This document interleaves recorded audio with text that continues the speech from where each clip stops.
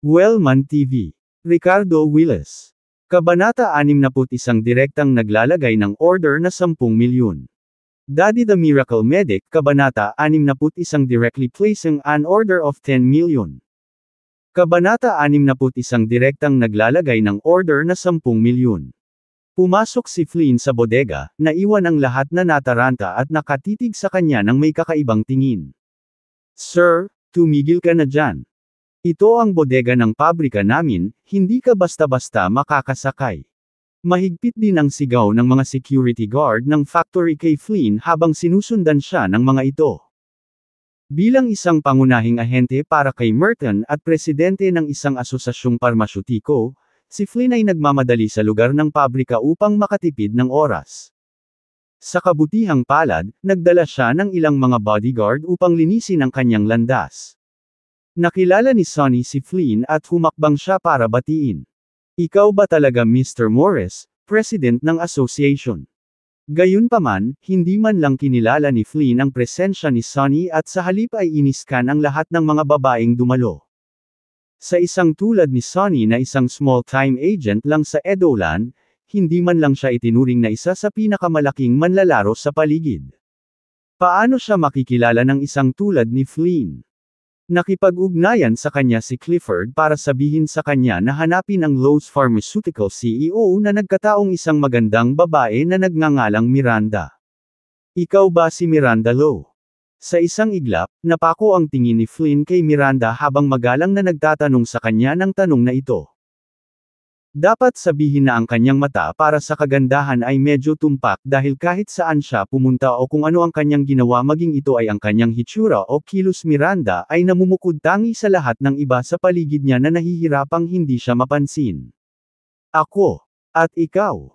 Mukhang nalilito si Miranda sa biglaang pakikipagtagpo nito sa isang mahalagang personahe gaya ng kanyang sarili.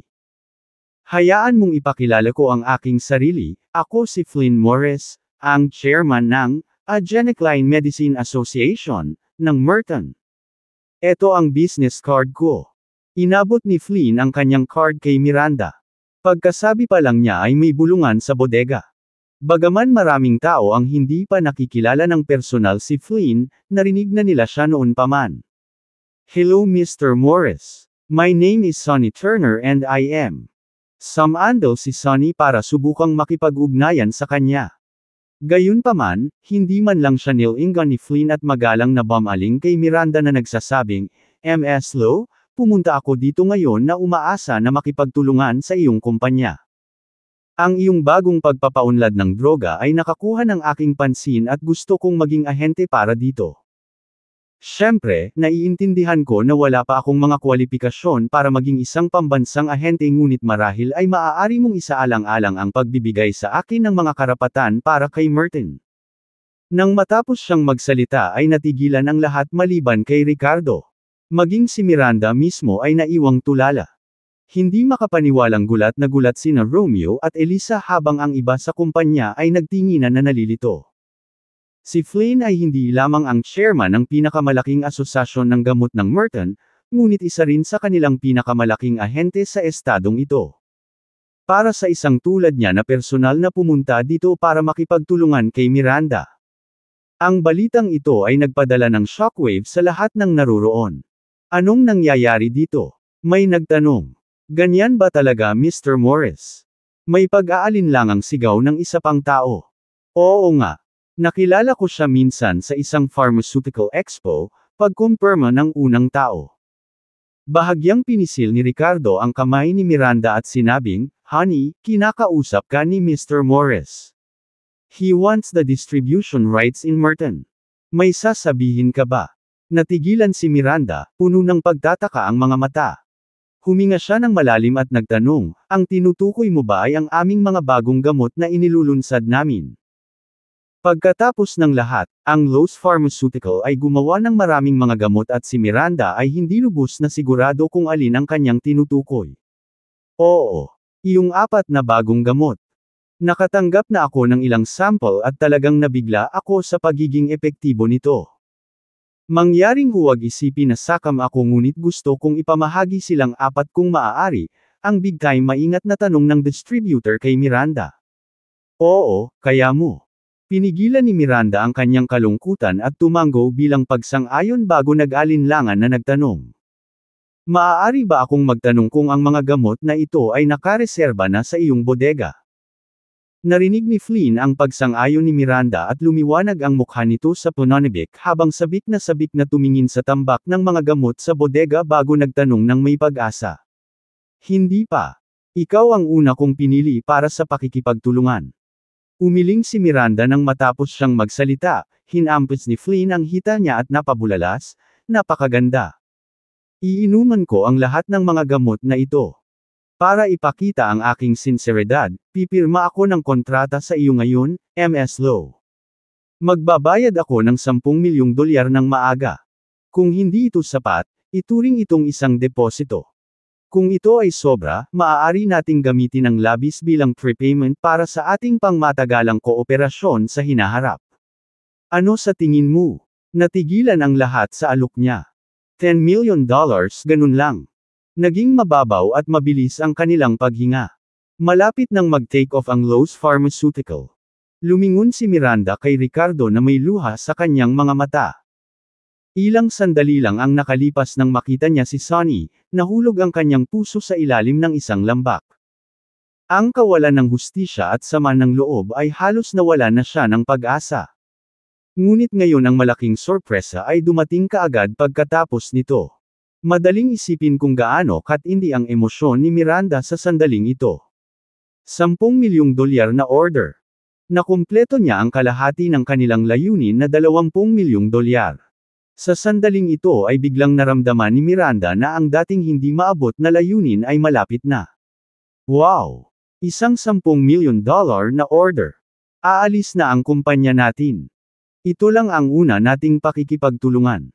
Hindi ba tayo haharap sa 10 o daan-daang milyon sa hinaharap? Hindi talaga kami niloko ni Mr. Willis, dumating na yung mga orders worth millions. Hahaha. Magtatagumpay din tayo. Buti na lang hindi tayo sumuko kanina. Kahit na ang mga executive ng kumpanya na orihinal na nag-aalinlangan ay nasa sabik na ngayon ng hindi nasusukat. Pero sobrang lamig ng mukha ni Romeo at Elisa, parang nakain sila ng maasim o na-freeze. Natigilan si Sonny, nanginginig ang chubby na mukha.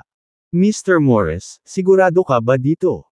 Ito ay mga bagong labas lang na gamot na hindi pa dumaan sa market testing. Naisip mo na ba ang mga kahihinatnan ng paglalagay ng ganoon kalaking order? Kung hindi sila nagbebenta at ikaw ay natigil sa kanila, ito ay isang malaking kawalan.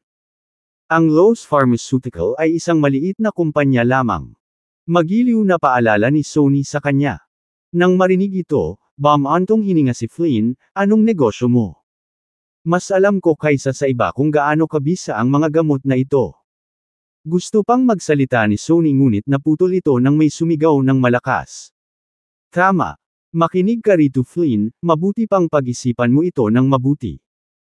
Kung ang mga gamot na ito ay mauuwi sa walang silbi sa iyong mga kamay pagkatapos ay humanda ka sa pag-iyak. Hey! Hindi ko masabi kung mabebenta ng maayos ang mga gamot na ito o hindi. Ang kanilang pagiging epektibo ay kaya-kaya at sila ay ginawa ng isang maliit na kumpanya. Mabilis na pumasok sa bodega ang isang matangkad at payat na matandang lalaki. Sa tingin ay nasa 60s o 70s, ngunit sa malakas na boses, muling ginulat ng lalaking nasa harapan nila si Sonny. Ikaw si Caden Downs mula sa Downs Medicine, Mr. Downs. Sa sandaling magsalita siya, muling natigilan ang lahat. Ano ang nangyayari ngayon? Isa pang malaking pagbaril mula sa industriya ng pharmaceutical. Mr. Downs, tama ka. Ang mga bagong gamot na ito ay ginawa lamang ng maliliit na kumpanya. Sino ang makakakilala sa kanila? Mr. Morris, masyado kang nagmamadali sa 10 milyong order na ito. Nagningning ang mga mata ni Romeo at mabilis itong pumayag. Siya at si Elisa ay tuwang-tuwa. Haha. Sa napakabigat na figure na minamaliit ang mga bagong gamot na ito, maibebenta pa ba ito ni Miranda? Kailangang mag-isip ng 2 beses si Flynn tungkol dito ngayong lumalamig na ang 10 milyong order. Mukhang mawawala rin ito nang wala sa oras. Haha. Kabanata 62 Pagdating sa magnakaw ng gamot. Nang marinig ang mga salita ni Kayden, ang kanina'y nasisiyahang mukha ni Miranda ay napuno na ngayon ng galit at pagkabigo. Walang hinaing ang kumpanya sa lalaking ito, at hindi dapat pinakinggan ng kanyang katayuan ang kanyang tiyuhin o lola at hadlangan ang kanilang pag-unlad. Bakit siya pupunta para maliitin ang kanilang bagong gamot? Sina Romeo, Elisa, at Sonny ay muling nagpakita ng malamig na ngiti at mapanuksong tingin. Pakiramdam nila ay may nangyaring hindi inaasahan. Gayunpaman, ang ikinagulat nila ay hindi nakinig si Flynn sa payo. Nakita nila itong nakatitig kay Kayden na nagsasabing, "Matanda, huwag ka nang magsalita ng kalokohan. Huli ka na. Siniguro ko na ang mga gamot na ito haha." Medyo hindi kaaya-aya ang mukha ni Kayden habang sinabi niya, "Mr. Morris, ipinapayo ko sa iyo na mag-ingat. Kung bibili ka ng napakaraming gamot na ito at malugi ang mga ito, bakit hindi natin hatiin ito ng kalahati at kalahati? Makakatulong ako sa pagbabahagi ng panganib." Ilang bus ang narinig sa bodega pagkatapos niyang magsalita. Sina Romeo at Elisa na nakaramdam ng pagmamalaki kani-kanina lamang ay natigilan sa gulat nang mapagtanto nila ang nangyayari. Si Kayden ay wala dito para maliitin ang kanilang bagong gamot. Malinaw na nandito siya para makipagkumpetensya kay Flynn para dito. Kung talagang iniisip niyang hindi sapat ang gamot, bakit niya iaalok kay Flynn ang kalahati nito? Anong uri ng tao ang tumulong sa pagbabahagi ng mga panganib na tulad nito? Lalo na ang mga negosyante. Umalis ka dito. Inip na iwinagayway ni Flynn ang kanyang kamay at kinakabahang lumingon kay Miranda. "Ms. Lowe, we had a deal. Naipackage ko na lahat ng gamot, hindi ka na makaka-back out ngayon. May ipapawir agad ako ng pera sa iyo at pipirmahan natin ang kontrata ngayon." Kung tutuusin, verbal agreement lang iyon noon, at natakot si Flynn na baka magbago ang isip ni Miranda. "Mr. Morris, huwag kang mag-alala. Kung pumayag ako, hindi ko nababalikan ang sinabi ko." Puno ng saya ang magandang mukha ni Miranda. Bagamat sinabi niya, hindi pa rin mapakali si Flynn. Agad siyang tumawag ng isang tao para maglipat ng $10 milyong sa account ng Lowe's Pharmaceutical. "Ms. Lowe, nailipat na ang pera." Tuwang-tuwang bulalas ng tagapamahala ng pananalapi ng kumpanya. Sa nailipat na pera para sa $10 milyong na order na ito, wala nang paraan para sabutahin nila ang anuman. Gayunpaman ang mga bagay ay hindi pa tapos. Lumapit si Kayden kay Miranda na may magalang na ngiti sa kanyang mukha. "Ms. Lowe, hayaan mo akong magpakilala. Ako ang chairman ng board of directors ng Downs Medicine. Interesado kaming kumatawan sa bagong gamot ng iyong kumpanya. Bibigyan kita ng $20 milyong para sa mga eksklusibong karapatan sa 3 estado," patuloy niya ng maayos. Nang marinig ang balitang ito ay bahagyang nanginginig si Miranda sa kasabikan ng ang kanyang magandang mukha ay namula sa sobrang tuwa na naging dahilan upang mas lalo siyang gumanda kaysa dati. $20 milyong. At ang $10 milyong na order ni Flynn ay kumita ng $30 milyong. Nalampasan pa niya ang target ng kasunduan sa pamilya niya. Ganyan ba talaga kadali ang dating hindi matamo na layunin? Tanong ni Miranda, sa kabila ng kanyang pananabik. Pero nabili na ni Mr. Morris lahat ng gamot. Wala tayong stock ngayon. Ayos lang, walang pakialam na sagot ni Kayden. Isaalang-alang ang $20 milyon na ito bilang isang prepayment. Hindi naman pwedeng isang batch lang ang gagawin ng kumpanya mo, di ba? Sabik na sanang sisang-ayon si Miranda nang hilahin siya pabalik ni Ricardo. Nagbayad si Mr. Morris ng $10 milyon para lang sa mga karapatan ng ahensya ni Merton, panunukso niya kay Kayden. Humihingi ka ng 2 beses sa halagang iyon para sa 3 estado. At ang gamot na ito ay ganoon lang, ginawa ng isang maliit na kumpanya na walang pagkilala. Kinakabahang tumawa si Kayden at sinabing, "Oh. Haha, I was just trying to scare Mr. Morris off. Talagang milagro ang gamot ng kumpanya mo at siguradong magiging hit. I am very sincere in seeking cooperation. Okay then. 40 million and you can have agency rights in 3 states, matigas na sabi ni Ricardo. Awkward na ngumiti si Kayden bago nagngingit at sinabing, "Deal." Ang mga taong naruroon ay nagulat lahat sa palitan na ito. Ang mga pangunahing miyembro ng kanilang kumpanya ay labis na nasasabik na naiiyak sila nang makita si Ricardo na nakikipagtawaran sa isang malaking pagkakataon sa industriya ng parmasyutiko. Natatakot sila na tuluyan na siyang lumayo sa kanila kung ang mga bagay ay hindi magiging maayos sa panahon ng negosasyon. Pero hindi nila akalain na magtataas talaga siya ng presyo, at doblehin pa. Gaano kalaki ang gusto ni Kayden sa mga karapatan ng ahensya para sa bagong gamot na ito? Lalong pangit ang mga ekspresyon ni Romeo, Elisa, at Sonny. Pagkatapos, sunod-sunod na dumating ang ilang kilalang pambansang ahente, na naghahangad na pumirma ng mga kontrata. May dalawa pang ang muntik ng mag-away dahil sa karapatan ng ahensya. Sa wala pang isang oras, ang account ng Lowe's Pharmaceutical ay direktang tumaas ng 130 milyon. Sa panunood ng eksenang ito, parang nagsusuka ng dugo sina Romeo at Elisa. Habang walang nakatingin, tumalikod sila sa kahihiyan upang maiwasan ang karagdagang kahihiyan. Kung ikukumpara sa malalaking ahenteng ito, hindi man lang maituturing na isang tao si Sonny. May puka na silang diin si Miranda sa pamamagitan ni Sonny noon pero ngayon ay biro lang. Sa huli, nilapitan ni Sonny si Miranda na may ngiti sa labi. Ms. Lowe, pwede mo rin ba akong bigyan ng agency? $2 lang ang gusto ko. Mag-order ako agad ng 2 milyon at may maglilipat. Sa puntong ito ay hindi na kailangang isaalang-alang kung ang gamot na ito ay maaaring ibenta o hindi. Sa napakaraming big shots na pumipirma bilang mga ahente sa kanilang mga channel at koneksyon, ang bagong gamot ng Lowe's Pharmaceuticals ay tiyak na magbebenta ng walang anumang pag-aalala. Ito ay tiyak na ito ay magiging isang malaking tagumpay. Masasabing kung sino ang nakakuha ng karapatan ng ahensya para sa kahit isa sa 4 na bagong gamot na ito ay kikita ng malaking kapalaran. Nandidiri ang mga mata ni Miranda habang walang ekspresyon na sinabi, Mr. Turner, ang dami mong ginagawa nitong mga nakaraang araw. Hindi ka ba masyadong abala? Huwag mong istorbohin ang sarili mo.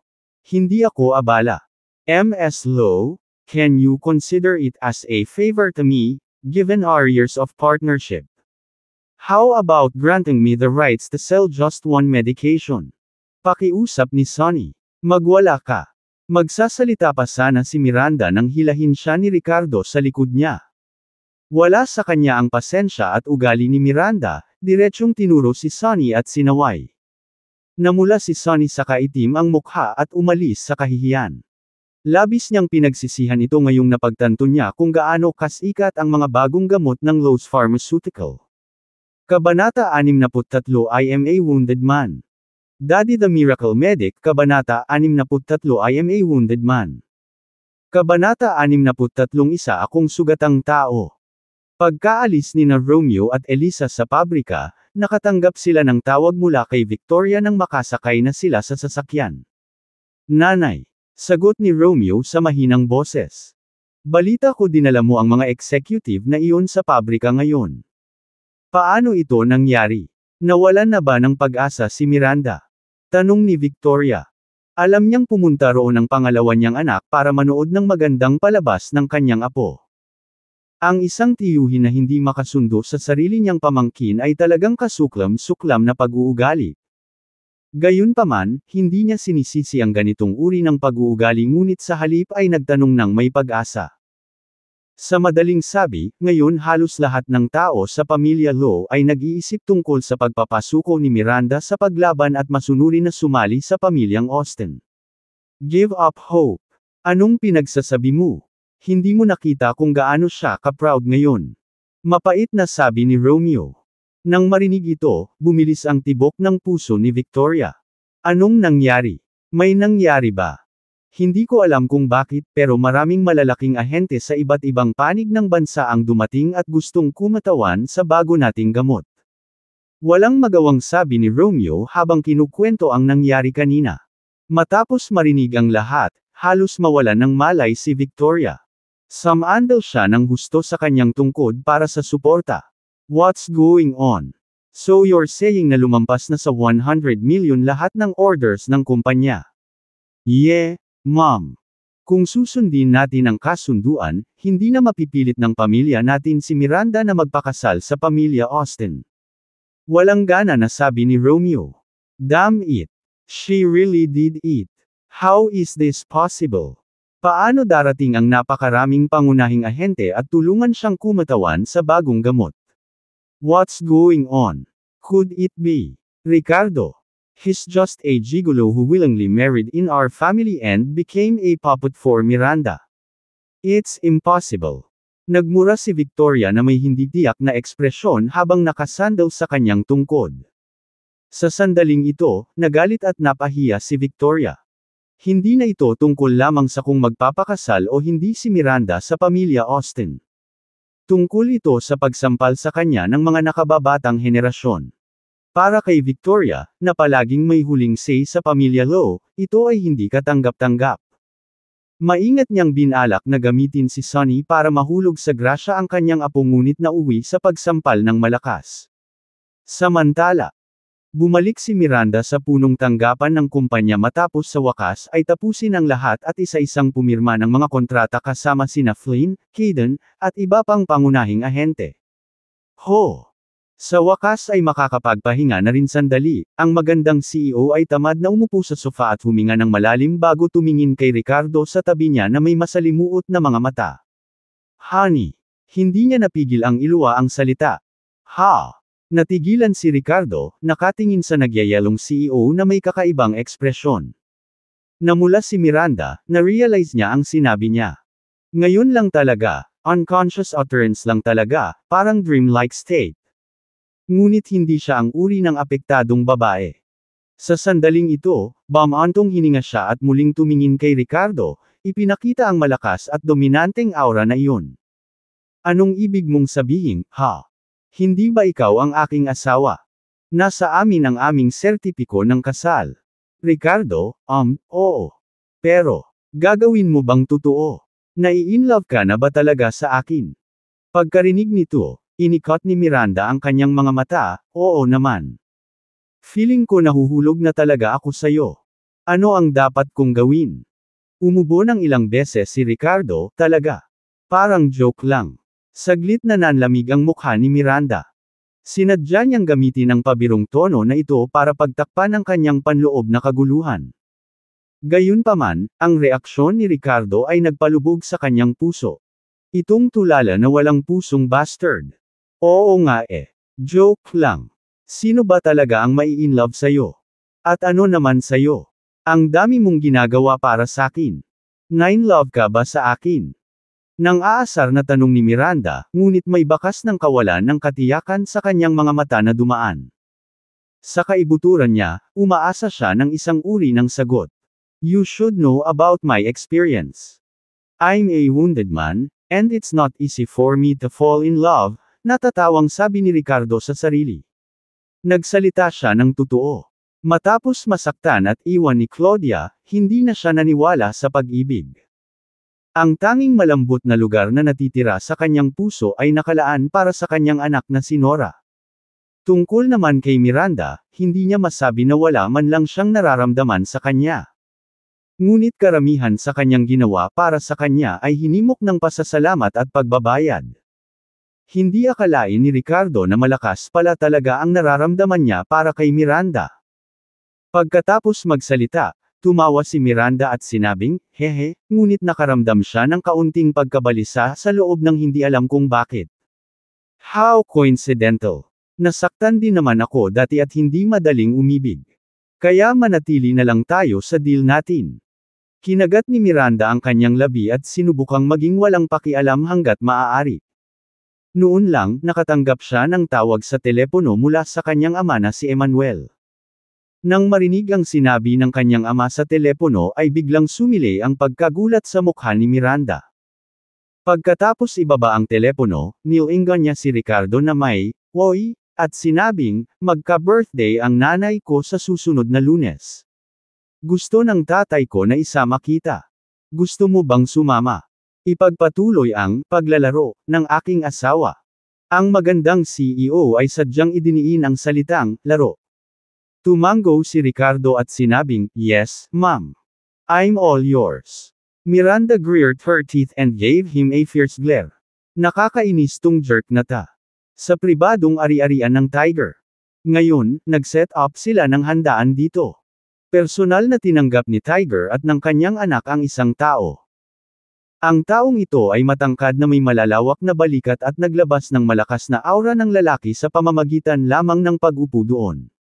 Lalo na ang kanyang mga kamay, na mukhang napakalaki at may metallic golden glow pa sa mga iyon.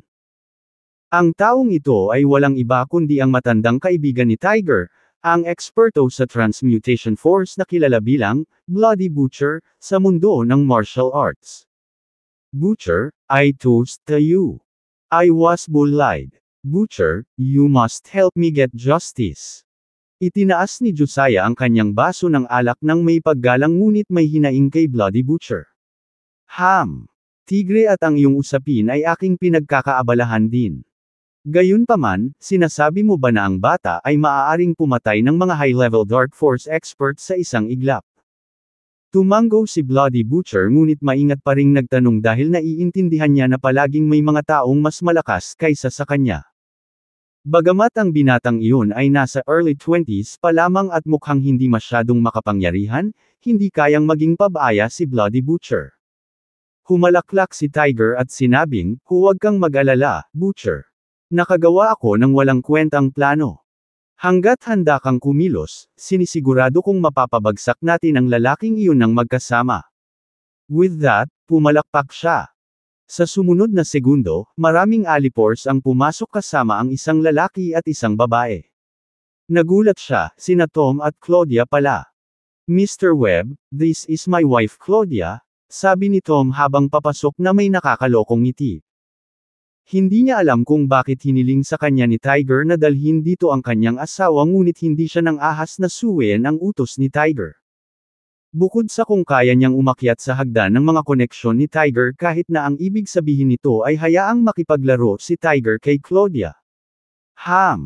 Tumango si Tiger sa kabinalingan ng tingin si Claudia bago diretsyong tinanong, "Ikaw si Claudia? Ricardo is your ex-husband. You have a daughter named Nora." Kinakabahang tumango si Claudia bago nagpatuloy sa pagsasalita ng malamig si Tiger, "I love children.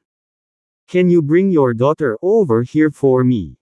Kabanata 64 na hindi mo tinatanggap. Biglang nagbago ang ekspresyon ni Claudia nang marinig niya ang sinabi ni Tiger. "Mr. Webb, anong ibig mong sabihin?" Tanong niya. "Damn it. Gusto ni Mr. Webb na dalhin mo ang anak mo kay Ricardo," pagmamaldita ni Tom at pinandilatan si Claudia sa harap ni Tiger. Sinusubukan niyang pasayahin at takutin si Tigre, natatakot na ang pag-uugali nito ay hindi makalulugod sa Tigre at magdulot ng gulo para sa kanya. "Huwag mo siyang isumpa, kakausapin ko siya ng dahan-dahan," winagiway ni Tiger ang kanyang kamay kay Tom at saka ngumiti, "Gaya nga ng sinabi ko noon, pinakamahal ko ang mga bata. Mrs. Bennet, bakit hindi mo dalhin ang iyong anak dito para ako ang maging ninong niya, di ba?" Ilang beses na kumikislap ang mga mata ni Claudia bago ito ngumiti at sinabing, "Okay. Ang swerte ng anak ko na ikaw ang maging ninong niya." Gayunpaman, pagkatapos ng diborsyo, ang anak na ngayon ang kasama ng kanyang ama sa halip na ako. Oo, wala siyang puso ngunit nang marinig niyang may kinalaman si Nora sa bagay na ito sa utos ni Tiger, nag-alinlangan siya. Maaari niyang baliwalain si Nora, ngunit ang sadyang pananakit sa isang bata ay isang linyang hindi maitawid ni Claudia. "So ano? Hindi mo ba nakikita ang anak mo noon?" Nawala ang ngiti ni Tiger, at naging pananakot ang tono nito. Sampal. Nang makita ni Tom ang sitwasyon, diretsyong sinampal ang mukha ni Claudia. "You bitch, Mr. Webb tried to negotiate with you, and you don't know how to appreciate it.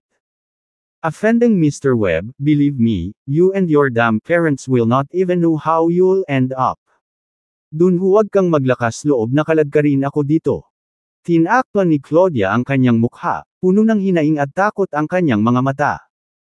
Mula nang mangyari ang Emperor Palace, nagbago ang ugali ni Tom sa kanya. Sasampalin niya ito kahit kaunting bagay. I'll try my best," sabi ni Claudia, pinipigilan ang mga luha. Ang mga pagbabanta ni Tiger at ang pang-aabuso ni Tom ay nagparamdam sa kanya na ang kanyang buhay ay nasa panganib. Sa ganitong sitwasyon, ipinakita ni Claudia ang kanyang pagiging makasarili. It's not about trying your best, it's a must. I'll be honest with you, I want your daughter to get back at your ex-husband. Basta't masunurin mong dalhin ang bata sa akin, ipinapangako ko na pareho kayong dalawa. Magiging ligtas ang bata. At, diin ni Tiger, bibigyan kita ng $1,000,000 bilang gantimpala para sa iyo, hindi kay Tom. Agad na lumiwanag si Claudia nang marinig ang tungkol sa pera at mabilis na tumango, okay. Mr. Webb, makatitiyak ka na dadalhin ko ang aking anak sa iyo. Ang pag-iisip ng pagkakaroon ng $1,000,000 sa kanyang sarili ay nabura ang anumang natitirang pagdududa sa isip ni Claudia. Mas malala ang pagtrato ni Tom sa kanya kamakailan. Nakaramdam siya ng sobrang insecure sa paligid niya at kailangan niyang magplano para sa kanyang sarili kung sakaling lumala pa ang mga pangyayari sa hinaharap. Ang perang ito ay partikular na para sa kanyang kapakinabangan, ito ay perpekto. At saka, sinabi na ni Tiger na hindi niya pinupuntirya ang kanilang anak. Gusto lang niyang makaganti kay Ricardo mag-isa. Sa pag-iisip tungkol sa kahihiyang idinulot ni Ricardo sa kanya, hiniling ni Claudia na may magturo sa kanya ng leksyon. Kinabukasan, pagkatapos ihatid si Miranda sa trabaho, hindi na dumikit si Ricardo sa tabi ng magandang CEO. Sa halip, tinawagan niya si Eric at niyaya siya, Clifford at Kaylan na maghapunan. Hindi pa masyadong alam ni Ricardo ang background ni Kaylan. Tila misteryoso ang matanda. Kaya naman hindi siya humingi ng tulong noon. Ngunit nang marinig ni Kaylan ang tungkol sa kanilang sitwasyon, tahimik niyang inalok ang kanyang tulong. Salamat sa mga koneksyon ni Kaylan sa ilang malalaking ahente mula sa Cabecera at Lilonyo, nakatanggap ang Lowe's Pharmaceutical ng malaking order na nagkakahalaga ng $130 milyong kahapon. Naging malaking tulong ang tatlong ito. Natural, gustong ipakita ni Ricardo ang kanyang pagpapahalaga. Hoy Mr. Wills. Masiglang sinagot ni Eric ang telepono. Maraming salamat sa iyong tulong kasama sina Dr. Bailey at Mr. Bates. Gusto ko kayong i-treat sa tanghalian ngayon bilang paraan ng pagsasabi ng salamat. Ano ang sasabihin mo? Taos-pusong nagpahayag ng pasasalamat si Ricardo. Si Kaylan ay bumibisita sa pamilya ng Ward, at si Clifford ay inanyayahan din nila mula sa Lilonyo, kaya direktang nakipag-ugnayan si Ricardo kay Eric. Masyado kang magalang, Ricardo. Makahulugang pagtanggi ni Eric. Tama lang, sinserong sabi ni Ricardo. Okay then, I'll let Kaylan and Dr. Bailey know, sabi ni Eric nang walang tagal. Gusto pa rin niyang makasama si Ricardo. Pagkatapos ay idinagdag niya, nga pala, Ricardo, baka hindi masyadong interesante para sa iyo na maghapunan kasama kaming mga matatandang lalaki. Kaya paano kung mag-imbita ako ng ilang mas bata na mga kaedad mo? Mas magiging masaya sa ganoong paraan. Pakialam mo ba? Ricardo shrugged nonchalantly at sinabing, whatever works for you. You're in charge here. Great. Then let me take care of it. We'll book the VIP room on the top floor of the square window, nakangiting sabi ni Eric. Ito. Feeling ko ginagawa mo lahat ng trabaho habang bisita lang ako, medyo napahiya si Ricardo. Haha. Hindi mahalaga kung sino ang magbabayad basta magkakasama at magsaya, di ba? Tsaka, you can always buy me a few extra drinks later. Tawa ng tawa si Eric. Ayaw ni Ricardo na maging madrama. Kung tutuusin, sinabi ni Eric na kailangan niya ng ilang mga kabataan upang buhayin ang kapaligiran at ito ay pinakaangkop para sa kanya upang alagaan ito. Pagkababa ng telepono, tumawa ng makahulugan si Eric at nag-dial ng isa pang numero. Kira, pinakilala kita sa isang batang talent sa tanghali ngayon. You have to go. Let me tell you, kung makakasundo mo ng maayos ang taong ito, hindi lang 100 taon ang pag-aalala ng pamilya natin kundi makakaakyat din sila ng mas mataas. Anyway, kailangan mong pumunta ng tanghali ngayon at least makipag-ugnayan. Naayos na. Bandang 11:00 ng umaga, napagdesisyonan ni Ricardo na wala nang iba pang nangyayari kaya maaga siyang pumuntang mag-isa sa Square Window Restaurant. Sinabi ni Eric na may susundo sa kanya mamaya pero ayaw ni Ricardo ng gulo. Anyway, ang square window ay pagmamay-ari ng pamilya ng Ward at kasama ang kanyang itim na kataas-taasang card sa kamay ay maaari lang siyang umakyat sa kanyang sarili. Gayunpaman, pagpasok pa lang ni Ricardo sa lobby sa unang palapag ng square window ay marahas siyang itinulak ng isang tao. Umalis ka sa dinadaanan ko. Ang taong nagtulak sa kanya ay malinaw na hindi sinasadya. Habang tinatabi si Ricardo ay mayabang na pinagalitan siya nito. Parang nakaharang si Ricardo sa daraanan nila or something. Kumunat ang noo ni Ricardo at tumingin sa likod. Itinuro ng isang binata na may hikaw sa tenga ang ilong ni Ricardo at walang pakundangan na nagtanong, anong tinitingin-tingin mo? May problema ka. Habang nagsasalita ay lumingon siya sa isa pang matangkad na binata at agad nang umiti. Mr. Moore, mangyaring pumunta dito. Wala sa plano ni Ricardo na papansinin ang kausap, ngunit nang makita niya ang matangkad na binata at ang katabi niyang dalaga ay hindi niya maiwasang matigilan. Ikaw kasi. Nagulat din ang matangkad na binata nang makita si Ricardo at namamaos ang boses. Kaagad pagkatapos noon ay nagdilim ang kanyang mukha at ang kanyang mga mata kay Ricardo ay puno ng puot. Pinandilatan din ng babaeng katabi niya si Ricardo with an unfriendly expression. Si Orion pala na kanina pa nasa ospital, kasama si Betty na may malabong relasyon sa kanya. Kabanata 65 Sino talaga ang aalis? Daddy the Miracle Medic, Kabanata 65 Who is really going to leave? Kabanata 65 Sino ba talaga ang aalis? Mahigit isang linggo nang nasa ospital si Orion, ngunit ngayon ay nakalabas na rin siya sa wakas. Sa kabila ng pagkuha ng Lowe's Golden Wound Medicine mula sa Ricardo, ang pinsalang dulot ng 76 na degree na alak sa kanyang esophagus at mucosa ng bituka ay hindi madaling ganap na mabawi. Maaaring magkaroon pa nga ng mga permanenteng sequelae. Hindi banggitin, ang kanyang boses ay maaaring hindi kailanman pareho na naman. Kaya paanong si Orion, isang military playboy, ay hindi magtatanim ng sama ng loob kay Ricardo na naging sanhi ng lahat ng ito. Ang makita si Ricardo ngayon ay lalo siyang nagdamdam. Mr. Moore, kilala mo ba ang taong ito?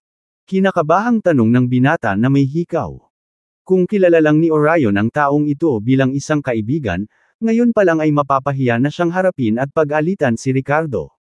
Kilala ko siya. Siyempre kilala ko siya. Salamat sa kanya at napunta si Orion sa ospital. Tumango si Betty at tinitigan si Ricardo. Ang 10 o higit pang mga lalaki at babae sa kanilang grupo ay lahat ay nagpakita ng hindi magiliw na mga ekspresyon kay Ricardo maliban sa isang pambihirang namumukod tanging batang babae na nasa kanyang maagang 20s. Siya ay may hindi nagkakamali na hitsura at kalmado na ugali at hindi interesado sa salungatan ni Orion kay Ricardo. Nakita ko. Nirelax ng lalaking nakairang ang ekspresyon niya. Si Mr. Moore pala ay may sama ng loob sa lalaking ito, kaya madaling hawakan, aniya habang tinatapik ang dibdib at lumingon kay Orion. Mr. Moore, huwag kang mag-alala, tuturuan kita ng leksyon ngayon. Ito ang teritoryo ng pamilyang Ward. Dahil nahuli ko siya, sisiguraduhin kong hindi siya aalis nang hindi nasaktan. Isang masasamang ngiti ang ibinigay ng lalaking may hikaw kay Ricardo. Ang pangalan niya ay Paul Ward at hindi naman talaga siya direktang inapo ng pamilya ng Ward, kundi isang pinalawak na miyembro. Gayunpaman, hindi iyon naging hadlang sa kanyang pagiging mayabang sa hotel ng pamilya Ward. Pagkatapos ng lahat, kahit na bilang isang pinalawak na miyembro ng pamilya, ang mga tao dito ay kailangan pa ring magbigay ng mukha sa kanya bilang young master. Ito ang teritoryo ng pamilyang Ward. Bahagi ka ba ng pamilya ng Ward? Napataas ang isang kilay ni Ricardo sa pagtataka. Tama. Ang hotel na ito ay pag-aari ng pamilya ng Ward. Anak, kung gugulo ka sa amin dito, hindi magiging maganda ang dulot nito para sa iyo. Kung maglakas loob kang saktan muli si Mr. Moore, hindi kita papakawalan ng basta-basta, sabi ni Paul. Mayabang. Ngunit sa sandaling ito, bahagyang sumimangot ang matikas na dilag at nagsalita, Paul, huwag kang gumawa ng gulo dito ngayon. Pinapante kami ng matanda upang samahan ang isang mahalagang bisita. Huwag kang lumikha ng hindi kinakailangang mga problema. Binigyan ni Orion ng malamig na tingin si Ricardo bago iwinagayway ang kamay. Kalimutan mo na to, Mr. Ward. Kung magdulot man tayo ng anumang kaguluhan, hindi maganda kung abalahin natin ang importanteng bisita natin. Ako na mismo ang haharap sa lalaking ito mamaya. Ang swerte mo, nginisya ni Betty si Ricardo. Karamihan sa mga mayayamang babaeng ito mula sa Edoland ay bahagi ng isang grupo at marami ang magkakaibigan. Matalik na kaibigan din ni Betty si Kira Ward, at isinama siya ni Kira ngayon. Ayon kay Kira, nag-entertain si Eric ng isang VIP sa pinakataas na palapag ng square window ngayon. At ang VIP na ito ay isang kilalang doktor. Kaya kinaladkad niya si Orion kasama niya. Matapos masunog ng alak na may mataas na konsentrasyon, wala nang magagawa ang ospital maliban sa mabagal na paggaling. Maaari pa itong mag-iwan ng permanenteng after effect. Kaya naman gusto nilang pumunta si Orion at tingnan kung makakatulong ang doktor. Fine. But since this guy offended Mr. Moore, kahit hindi natin siya turuan ng leksyon ngayon, hindi natin siya pwedeng hayaang manatili dito at manggulo. I'll have security kick him out. Ngumisi si Paul. Oo. Paalisan mo na tong lalaking to. The hell. This poor looking guy dares to come into the square window. Isang pagkain lang dito sapat na para kumita siya sa isang taon, di ba? Ang mayayamang pangalawang henerasyong mga kasamahan ay sumunod sa pangungutya at panlilibak. Seguridad! Seguridad! Sigaw ni Paul sa mga security guard ng hotel. Nang matapos siyang magsalita ay nagmadaling pumunta ang ilang security guard at ang manager sa unang palapag. Anong problema, Mr. Ward? Magalang na tanong ng manager. Kahit malayong kamag-anak lang si Paul, descendant pa rin siya ng Ward family, kaya natural na ginaganito siya ng manager. Paalisan mo ang lalaking ito dito. Tinuro ni Paul si Ricardo at nagutos. Ilang sulyap ng manager si Ricardo matapos itong marinig, pagkatapos ay gumawa ng isang kilos ng paanyaya sa kanya at sinabi sa isang malupit na tono, "Sir, please leave." Tumaas ang isang kilay ni Ricardo. Bakit ako aalis? Nandito rin ako bilang isang customer. Ganito ba ang pakikitungo mo sa iyong mga customer? Nang matapos siyang magsalita ay ngumisi si Paul, itinuring kang customer. Ang square window ay member only. Hindi mo ba napansin na private rooms lang ang nandito at walang dining hall? Mga miyembro lang ang pinagsisilbihan namin. Ikaw ba? May membership dito? Mababa ang tingin niya kay Ricardo habang sinusuri ang kanyang damit na nagkakahalaga lamang ng ilang daang dolyar mula ulo hanggang paa. Napatingin din kay Ricardo ang grupo ng mga lalaki at babae na kasama niya na may mapang-asar na mga mata na tila ikinukumpara siya sa isang mahirap o hindi mahalaga. Tingnan mo ang itsura niya. Paano kaya siya naging miyembro natin? Ang pinakamababang antas ng membership ay nagsisimula sa pagdedeposito ng $10,000. Mabuti pang mawala ka. Swerte mo kung hindi ka namin nabugbog ngayon. Nakikinig sa mga panunuya na ito, ngumiti si Ricardo ng walang pakialam, paumanhin pero miyembro talaga ako dito. Oh, kahit na miyembro ka talaga namin, natatakot ako na ikaw lang ang pinakamababang antas. Samantalang ako ay hindi lamang ang golden member kundi pati na rin ang inapo ng pamilyang Ward na may lahat ng karapatang sip-A ng mga mababang antas na miyembro tulad ng lumabas ka. Nagyabang si Paul sa harap ng Orion at ng isang grupo ng mayayamang pangalawang henerasyong individual. Palagi niyang ipinagmamalaki ang kanyang katayuan bilang inapo ng pamilyang Ward. Si Ricardo, nang marinig ito, ay bumaling sa manager at nagtanong, "Ganun ba? Mayroon bang panuntunan dito na nagpapahintulot sa mga miyembro ng matataas na antas na paalisan ang mga miyembrong mababa ang antas?" Saglit na nag-alinlangan ang manager bago tumanggo bilang pagsang-ayon. Oo. Mas prestihiyoso ang mga miyembrong may mataas na antas, at kapag may mga salungatan sa pagitan ng dalawang partido, dapat nating pangalagaan ang karanasan sa kainan para sa ating mga miyembrong may mataas na antas. Sa katotohanan, ang square window ay walang ganoong mga patakaran. Minamaliit lang ng manager si Ricardo at gustong pasayahin si Paul. Sa sandaling ito, naiinip na ngumisi si Betty at sinabing, huwag mo siyang pakinggan na nagyayabang dito. Ang taong ito ay hindi kahit isang ordinaryong miyembro. Alam mo ba kung sino siya? Siya ay bayaw ni Mason o sa halip ay asawa ng ang tagapagmana ng pamilyang Low na naiintindihan mo na. Habang binibigkas niya ang mga salitang ito nang may mapanghamak na mga mata na nakatutok sa mukha ni Ricardo habang nakataas ang baba sa kanya sa mapanlate na paraan. Ang iba pang mayayamang pangalawang henerasyon na mga individual na naruroon ay nagpakita ng lahat ng mga ekspresyon na nagpapahiwatig ng kanilang pag-unawa maliban kay Orion na hindi mula sa Edoland.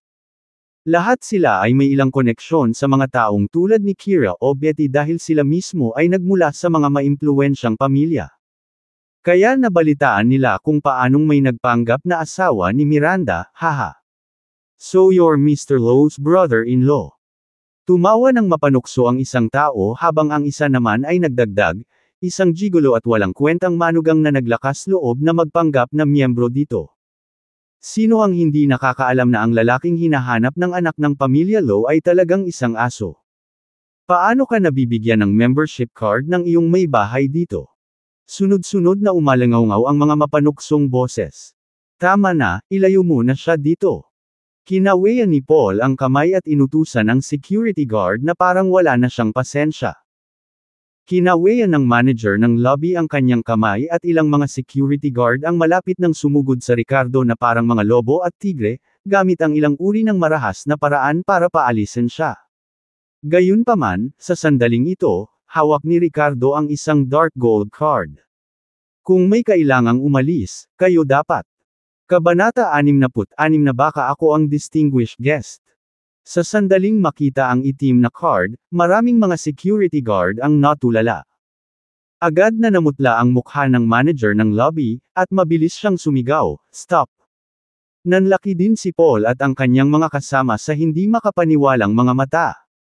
Nanliit ang tingin ni Kira habang nakatitig sa itim na card sa kamay ni Ricardo.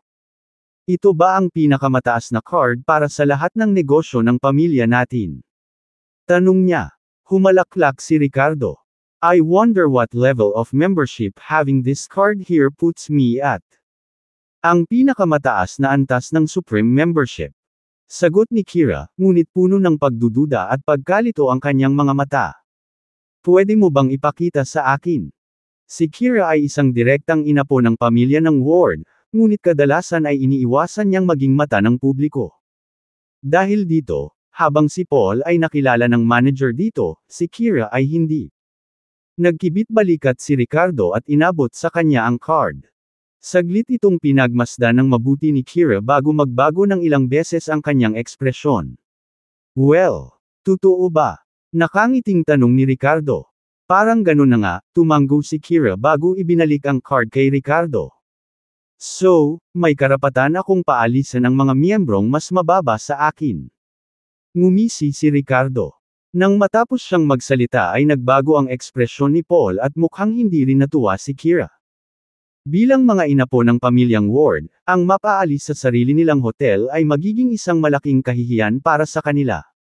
At saka, wala pang ganoong tuntunin noong una. Well, mukhang nahihiya at nag-aalangan ang manager ng lobby.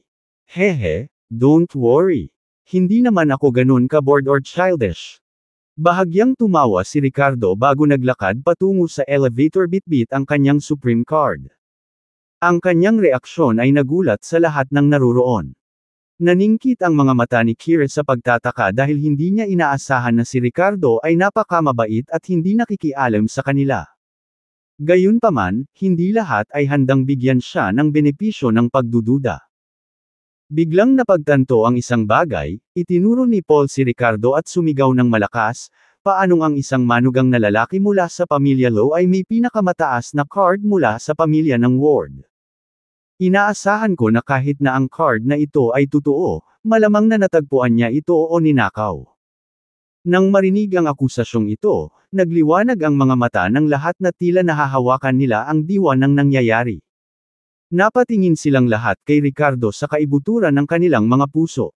Isang lalaking minamaliit nila, ngunit nagtataglay ng ultimate card ng pamilyang Ward. Ang psikolohikal na agwat ay hindi maisip na tanggapin ni Paul, Betty, Orion at iba pa. Bilang may-ari ng Ultimate Card, hindi sila pinalayas ni Ricardo, sa halip ay ipinadama sa kanila na siya ay insecure. Walang magandang relasyon ang pamilya Lowe sa pamilya ng Ward. At saka, paano magkakaroon ng Ultimate Card ang isang walang kwentang manugang na tulad mo mula sa pamilya Lowe? Sabihin mo sa akin kung saan mo nakuha ang card na ito. Sinama ng tingin ni Betty si Ricardo at agresibo itong tinanong.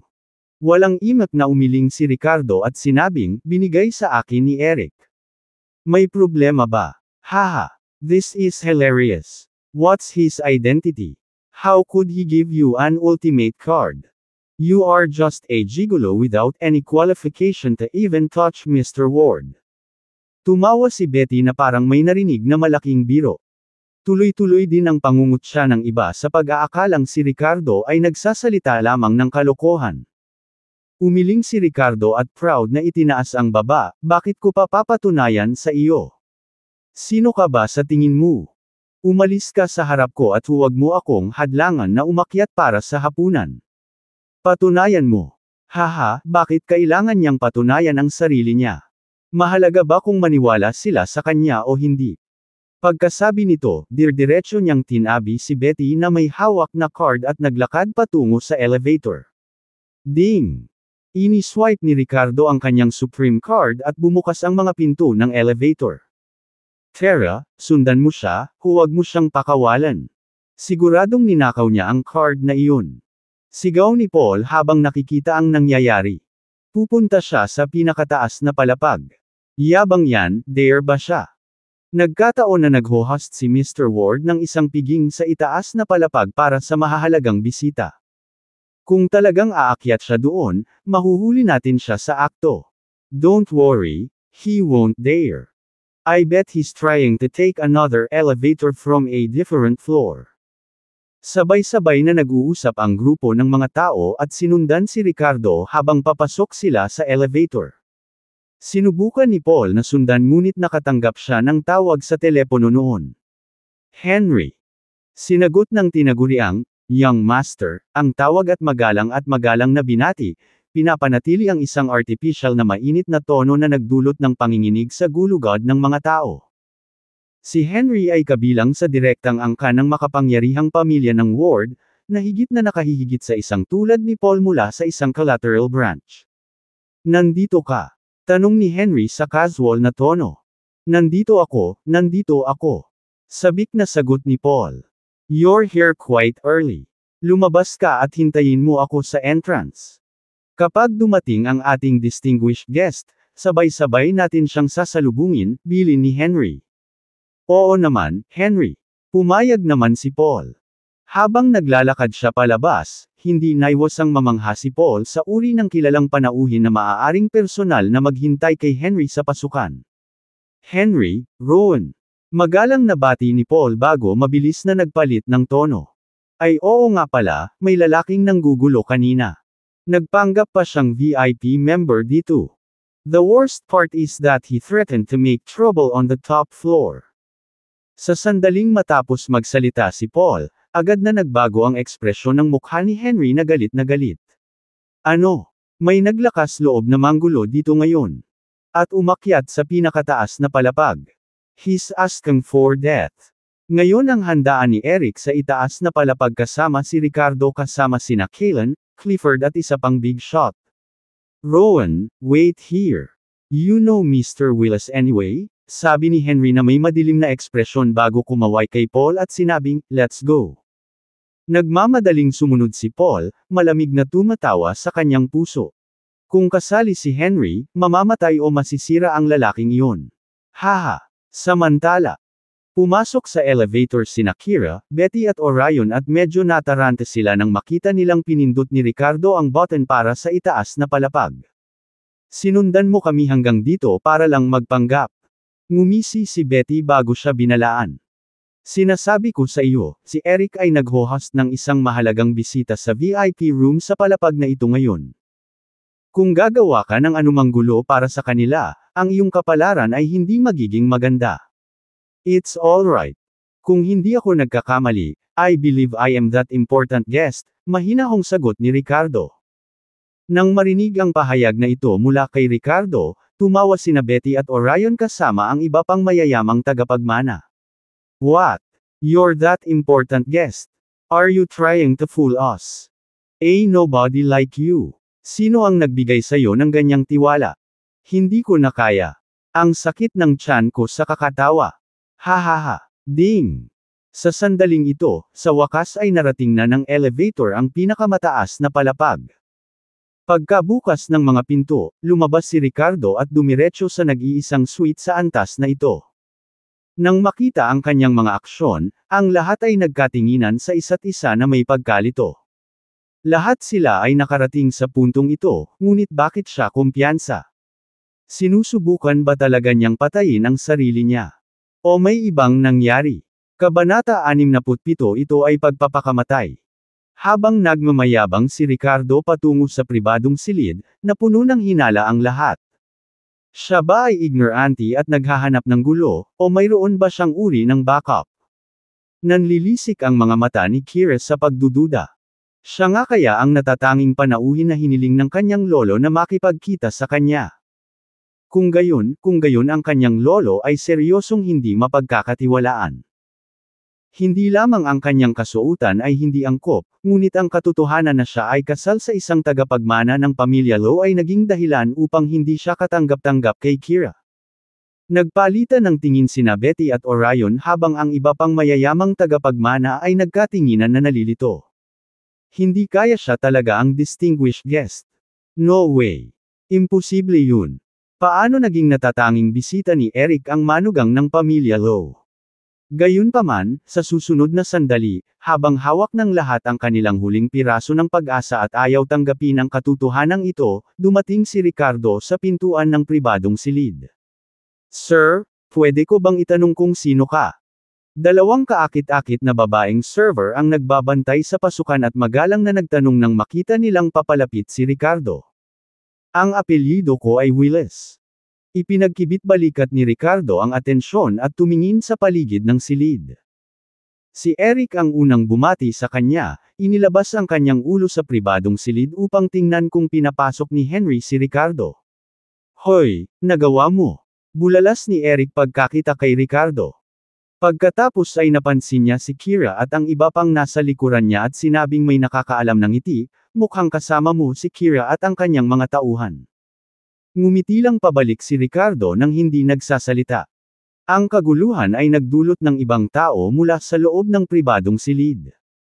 Si Kaylan na nakahubad na, sina Riva, Clifford at isang medyo overweight middle-aged na lalaki ang sumama sa kanila. You're early, young man. Haha. Mainit na hinawakan ni Kaylan ang braso ni Ricardo habang nagsasalita.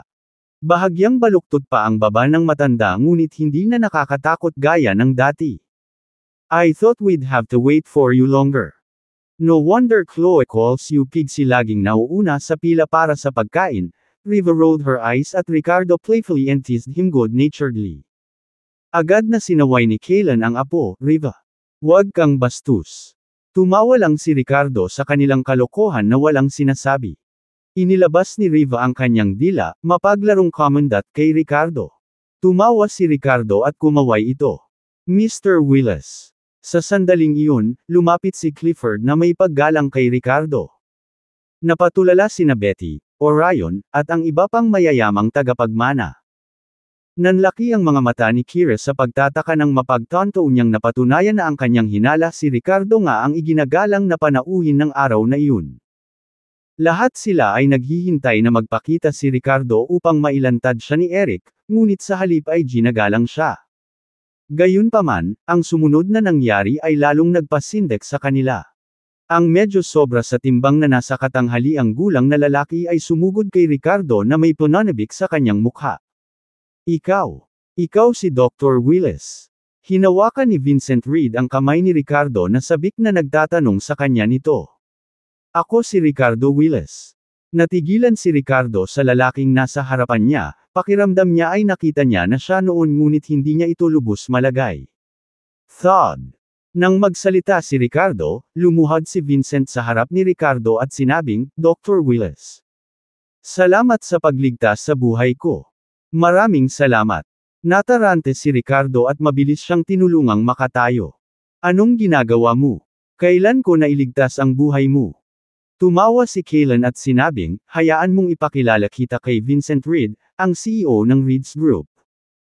Ang kanyang asawa ay may talamak na myeloid leukemia na pumasok sa isang talamak na yugto at siya ay nasa kanyang kamatayan. Binigyan mo ako ng ilang mga sample ng Love Light, isang gamot na nakakapagpagaling ng leukemia. Kumuha ako ng pagkakataon at ibinigay kay Mr. Reed. Hindi ko inaasahan na ang kanyang asawa ay talagang mabubuhay at ang kanyang kalusugan ay hindi kailanman naging mas mahusay. Nagpatuloy si Kaylan. Nang marinig ito, biglang napagtanto ni Ricardo kung sino si Vincent, ang bilyonaryo mula sa Cranford na madalas niyang makita sa mga balita. Mabilis na tinanggal ni Vincent ang kanyang titulo bilang isang mayamang negosyante, hindi ako karapat-dapat na tawaging bilyonaryo. Dr. Wills, iniligtas mo ang buhay ng aking asawa. Bilang pasasalamat sa iyong nagawa para sa amin, mangyaring tanggapin ang 20% na pagmamay-ari sa grupo ni Reed. Direkta niyang iniabot ang transfer agreement kay Ricardo. Si Vincent ay hindi katulad ng ibang mayayamang tao na may pamilya. Binuo niya ang kanyang kayamanan mula sa simula ng walang iba kundi ang pagsusumikap at determinasyon. Noong una ay nahihirapan siya sa pananalapi, nanatili sa tabi niya ang kanyang asawa sa hirap at ginhawa habang nagtutulungan sila tungo sa tagumpay. Hindi makakalimutan ni Vincent kung gaano siya nalungkot nang maalis siya habang sinusubukang i-promote ang kanilang mga produkto sa kanilang mahihirap na panahon. Ang tagumpay ni Vincent ay hindi humantong sa kanya sa landas ng labis tulad ng ibang mayayamang individual. Sa halip, mas tumibe ang relasyon nila ng kanyang asawa. Anuman ang okasyon o media outlet, palaging idiniin ni Vincent na ang kanyang mga nagawa ay higit sa lahat ay dahil sa mga kontribusyon ng kanyang asawa. Nang ma-diagnose na may leukemia ang kanyang asawa at naging kritikal ang kanyang kondisyon, hindi na ito nakayanan ni Vincent. Sa kabutihang palad, lumitaw ang Love Light at iniligtas ang buhay ni Mrs. Reed. Hindi ko matatanggap ito. Mabilis na tumanggi si Ricardo. Sa pagkakataong ito, natulala sina Kira at Betty sa kanilang nakita. Maging si Ricardo ay nakilala si Vincent paanong hindi kilala ng mga pangalawang henerasyong tagapagmana na ito ang pinakamayamang tao sa estado. Ang Reed's Group ay may market value na bilyon-bilyon. At narito pa ang chairman ng Reed's Group na lumuhad sa harap ni Ricardo. Nag-alok pa siya na ilipat sa kanya ang 20% ng shares ng kumpanya na nagkakahalaga ng 10 bilyon. Walang nagtanong kung talagang ibinigay ni Eric kay Ricardo ang kataas-taasang card na iyon sa kamay. Ikaw ba? Ikaw ba talaga ang distinguished guest namin ngayon? Curious na lumapit si Betty kay Ricardo at medyo natatawang tanong. Hindi siya makapaniwala. Isang tal-una na kinamumuhian lang nila ang talagang gustong i-entertain ni Eric na bisita. Hinayla siya ni Orion sa isang tabi at binigyan siya ng senyales. Ngunit huli na. Naramdaman na ni Eric na hindi tama ang mga sinabi ni Betty. So, you're the girl from the Ellis family. Betty, what do you mean by that? What do you mean by distinguished guest? Nang matapos siyang magsalita ay bahagyang nagbago ang mukha ni Betty at mukhang nalilito. Si Orion at ang iba pang mayamang tagapagmana ng ikalawang henerasyon ay mukhang nag-aalinlangan at iniiwasan ang pakikipag-eye contact kay Eric. Pati si Kira ay nagpakita ng kaba. Kung nalaman ni Eric at ng ilang big shots ang kanilang saloobin kay Ricardo kanina, kailangan nilang umalis nang hindi kumakain ngayon. Ang kanilang gawain ngayon ay orihinal na samahan ang natatanging panauhin ngunit sa halip ay pinahiya nila siya. Ito ay humihingi ng gulo. Kabanata 68. Guess why I am so daring? Napagtanto ni Betty na mali ang sinabi niya. Naglabas siya ng isang paksa na hindi man lang binanggit ni Ricardo, at ngayon ay madali niyang magagamit ito upang ihayag kung paano siya sinira at kinukot siya ng mga kaibigan niya kanina. Si Betty ay nasa tabi ng kanyang sarili na may panghihinayang, na nais niyang sampilan ang kanyang sarili sa mukha. Hindi niya kayang saktan si Eric o ipahiya ang kanyang iginagalang na panauhin. Ang negosyo ng kanyang pamilya sa Jade at Alahas ay nakasalalay sa kanilang pakikitungo sa Reeds Group, na malapit na nauugnay kay Vincent, ang pinakamayamang tao sa estadong ito. Halos lumuhad si Vincent sa paanan ni Ricardo, nag-aalok sa kanya ng mga bahagi ng kanyang kumpanya bilang tanda ng pasasalamat sa pagligtas sa buhay ng kanyang asawa. Malinaw na ang pagkakasala kay Ricardo ay katumbas ng pagkakasala kay Vincent mismo. Malamang na magdurusa ng husto ang negosyo ng pamilya ni Betty kung mawawalan sila ng koneksyon sa Reeds Group o kung tuluyang pinutol ni Vincent ang relasyon sa pamilya Ellis. Ang iba pang mayamang tagapagmana na naruroon ay mukhang kinakabahan at natatakot gaya ni Betty. Sila ay mas mahina kaysa sa kanya dahil ang kanilang mga pamilya ay walang gaanong kapangyarihan o impluwensya kumpara sa pamilya ng Ward o Vincent. Ito ay talagang masamang balita. Ang isang pangungusap mula kay Ricardo ay maaaring masira ang lahat para sa kanilang lahat. Kung alam nila, bakit kailangan nilang ibuka ang kanilang bibig at sundin ang pakay ni Paul? Napakahamak na tao. Maging si Orion ay mukhang bitter. Hindi siya natatakot na masaktan sina Eric at Vincent dahil hindi naman siya nanggaling sa Cranford. Ngunit ngayon, dumating siya upang humingi ng tulong medikal. Ngayon tila si Ricardo ang sikat na doktor. Ito, wala lang. Hinaway-kaway ni Betty ang kanyang kamay, sinusubukang gawing natural ang kanyang sarili ngunit nakita niyang nanigas ang kanyang mukha. Wala. Naghihinala si Eric saka tumingin kay Ricardo. Ricardo, anong nangyayari? Is something wrong? Nang makita nila si Eric na direktang nagtanong kay Ricardo, ang mga batang mayayamang pangalawang henerasyon na ito ay naramdaman na nanikip ang kanilang mga puso habang nagsimulang bumuhos ang malamig na pawis. Ito ay masama. Ito ay masama. Gayunpaman, nagulat sila sa sumunod na segundo. Ngumiti si Ricardo at umiling. Walang mali. Maayos ang lahat. Ang maliit na dilag dito ay medyo cute sa kanyang katangahan. Itong malaking kagandahan dito ay nakalulugod sa mata. At itong si Mr. Moore ay may kakaibang boses. Para sa kanila, ang bawat isa ay medyo madaldal. Ito ay mabuti, lahat ay mabuti. Ngumiti si Ricardo sa mga kabataang ito nang hindi binanggit ang anumang hindi kanais-nais na nakaraan. Nang marinig ang mga salitang ito, hindi naiwasang mapatitig kay Ricardo ang mga bata sa ikalawang henerasyon. Habang nakahinga sila ng maluwag, bumungad pa sa kanilang mga mata ang pasasalamat at hiya. Sa kabila ng kinutya at kinukutya nila, tinutulungan talaga sila nitong magtago. Tumingin si Betty kay Ricardo at kumurap ng ilang beses.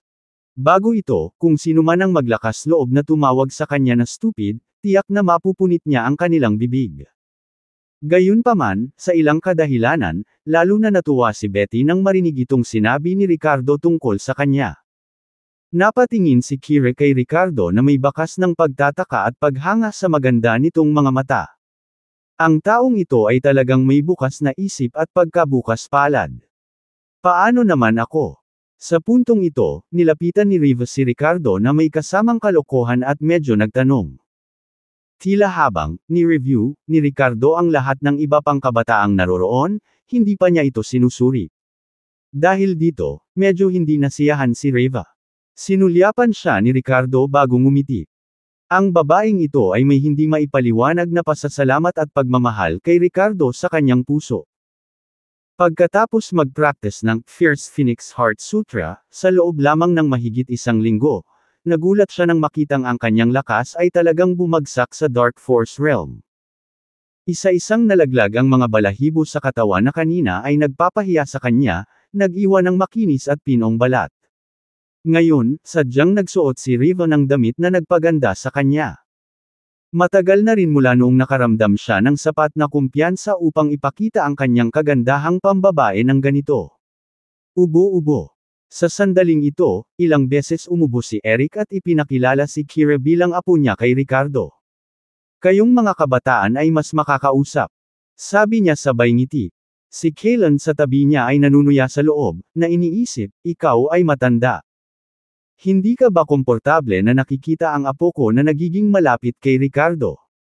Kinagat ni Kira ang kanyang mga labi at humakbang pasulong, iniabot ang kanyang kamay patungo kay Ricardo.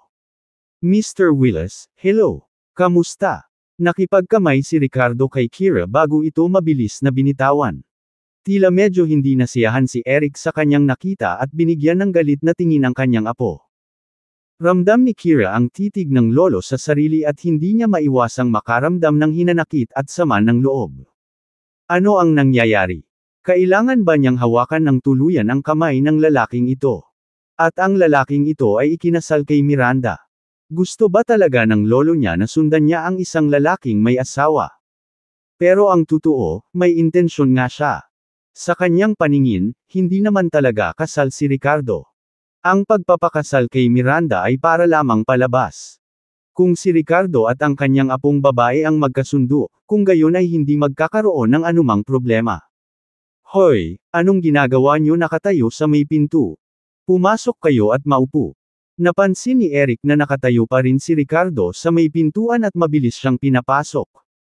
Nang ang lahat ay tumira sa pribadong silid, maraming mga figure ang agresibong pumasok.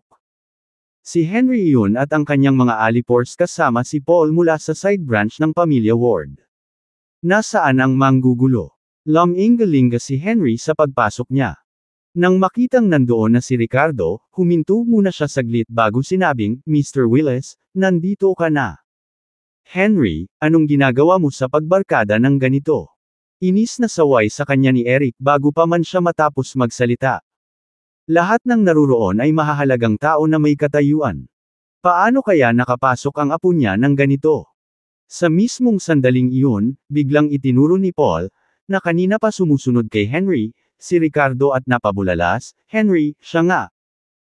Pagkatapos, nilingan niya si Eric at sinabing, Eric, ninakaw ng lalaking ito ang Supreme Card ng pamilya natin at nagdudulot ng eksena rito sa pagpapanggap na miyembro ng Supreme. Hindi ako makapaniwala na talagang naglalakas loob siyang umakyat dito. Paa at itapon siya, para hindi niya maistorbo ang ating natatanging bisita ngayon. Habang nagsasalita si Paul, tumahimik ang silid. Napatingin ang lahat kay Paul na may kakaibang ekspresyon. Yeah. I can't believe I actually dared to come up here. Can you guess why I'm so fearless? Tanong ni Ricardo na may pilyong ngisi. Naramdaman ang tingin ng lahat sa silid at nakita ang mapanuksong ngiti sa mukha ni Ricardo, hindi maipaliwanag na nakaramdam ng pagkabalisa si Paul. Henry, anong nangyayari dito? Tanong ni Paul, puno ng kalituhan ang boses. Naging malamig ang tingin ni Henry, at nagsalita siya sa malamig na tono, ang gulo na sinasabi mo ay si Mr. Willis. Smack! Dahil doon, sinampal niya ng malakas si Paul sa mukha at sinabi ang bawat salita ng may diin, ikaw ay bulag, hindi ba? Kabanata 69 na ganitong dignidad. Sa sandaling ito, lahat ay gustong puntahan ni Kira, Betty, at Orion at bigyan ng magandang sampal si Paul. Maging si Ricardo ay wala ng planong makipag-ugnayan sa kanila, ngunit kailangan ni Paul na lumapit at gumawa ng gulo para sa kanyang sarili. What the hell? Tanga ba siya? Bago siya sumigaw, pwede ba niyang tingnan ang sitwasyon sa harap niya? Hindi ba niya nakitang payapa si Ricardo dito? Henry, ikaw. Napaatras si Paul matapos matamaan at natatakpan ang mukha sa pagkataranta. Open your damn eyes wide and take a good look. Mr. Willis is the honored guest my grandfather invited today. So it turns out that just now, you completely offended him. Mariing hinawakan ni Henry ang kwelyo ni Paul habang nagsasalita ito sa malamig na tono. Mula sa kung paano labis na inilarawan ni Paul ang troublemaker, kanina, naisip ni Henry kung anong uri ng saloobin ang ipinakita niya kay Ricardo. Malamig na ngumuso si Eric habang sinusuri ng tingin ang kanyang apo na si Kira at Betty. Bilang isang matandang soro na nasa loob ng maraming taon, talagang naramdaman niya na may nangyari sa pagitan ni Ricardo at ng mga batang ito sa ikalawang henerasyon noon. Pero dahil ayaw ilabas ni Ricardo ang nakaraan o ipaliwanag pa noong mga oras na iyon, hindi na rin ito itinuloy ni Eric. Gayunpaman, sa pagkakataong ito, nang dumating si Paul na sumisigaw muli ng malakas, gumawa ng mga pagbabanta, at minumura si Ricardo, sa wakas ay naunawaan ni Eric kung ano ang nangyayari. Ricardo, how do you want to deal with him? Just say the word and we'll throw him off the roof today. Seryosong sabi ni Eric. Nakita ng matandang patriarch ng pamilyang Ward na medyo malungkot ang mga mukha ni Kaylan, Clifford, at Vincent. Ngayon, si Paul ay nakasakit sa isang tao na hindi niya dapat gawin kahit na ilang beses siyang sinigawan ng matandang ito, hindi iyon mahalaga. Ngunit sa kasamaang palad para kay Paul, nasaktan niya si Ricardo, ang isang tao na hindi niya dapat ginulo. Pakiramdam ni Kaylan ay ipinanganak siyang muli dahil kay Ricardo. Nakita niya si Ricardo bilang kanyang benefactor at panghabang buhay na kaibigan. Hinangaan ni Clifford ang mga kasanayan ni Ricardo sa medisina at marami siyang natutunan sa kanya. Itinuring pa niyang si Ricardo ay parang sariling mentor. Malaki rin ang utang na loob ni Vincent kay Ricardo at nagmula sa kabisera para lang makita siya. Sa harap ng mga taong ito, isa sa mga kapamilya ni Eric ang talagang nagdulot ng ganoong eksena. Madaling isipin kung gaano ang galit na nararamdaman ni Eric ngayon. Kaya kailangan niyang kumilos. Nang matapos magsalita si Eric ay tuluyan nang napatulala si Paul at umiiyak na humingi ng awa kay Eric. Eric, please don't do this. I know I was wrong. I didn't know that Mr. Willis is isang mahalagang bisita. Ngumuso si Eric, spare you. Iisipin ng lahat na ang mga miyembro ng pamilya ko ay lahat ng mayabang at dominante gaya mo. However, Ricardo waved his hand, hindi naman kailangan. Hayaan mo na lang siya. Matapos manahin ang Dragon Soul Jade Pendant Legacy, malaki ang pagbabago sa mindset ni Ricardo. Para sa isang tulad ni Paul, hindi siya mapakali. Ganoon din si Betty at ang iba pa, ilang salita lang sila at hahayaan ni Ricardo na dumausdas ito ng nakangiti. Hindi niya naramdaman ang pangangailangan na patunayan ang anumang bagay sa mga taong ito, at hindi rin niya nais na ibaba ang kanyang sarili sa kanilang antas. Tsaka dinala sila ni Eric dito kaya naman nagpatahimik muna si Ricardo para hindi mapahiya kahit kanino. No, Ricardo, you're being generous but I can't let this go. Naging mabagsik ang ekspresyon ni Eric nang ihayag niya ang kanyang dugong bakal na bahagi. Sa sumunod na segundo, kinaweyan niya si Henry at sinabing, hindi ba niya gustong mabali ang kanyang mga paa? Pagkatapos ay gawin mo ang parehong bagay, pabalik-baliin ang kanyang mga binti at itapon siya. Mula ngayon, pinalayas sa ating pamilya. Tumango si Henry, oo.